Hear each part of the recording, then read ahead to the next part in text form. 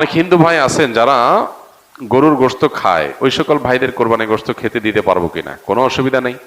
অন্য ধর্মাবলম্বীকে আপনি কোরবানির গোশত, গরু হোক ছাগল হোক, সেটা অফার করতে পারেন। কোরবানির গোশত মুসলমানই খাইতে পারবে, অন্য কাউকে দিতে পারবেন না এমন কোনো কথা নাই। অন্য ধর্মাবলম্বীকে এটা দিতে পারবেন।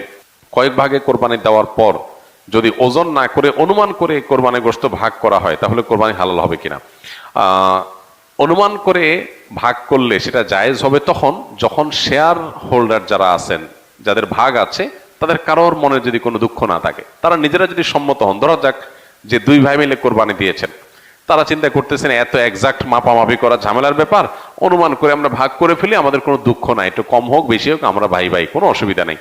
এটা যদি মন থেকে তারা সম্মত হন এবং আন্দাজ করে ভাগ করে নেন, তাহলে ঠিক আছে, এটা জায়েজ আছে। কিন্তু একাধিক শেয়ার যখন থাকে, তখন আসলে অনেকে হয়তো মুখে বলতে পারে হ্যাঁ অসুবিধা নেই, মনে তার দুঃখ থাকতে পারে।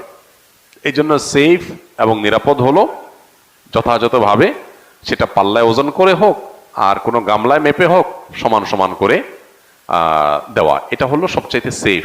যদি শেয়ার যারা আছেন তাদের কারোরই দুঃখ নাই, এটা নিশ্চিত, তাহলে সেক্ষেত্রে আন্দাজ করে করলে অসুবিধা নেই।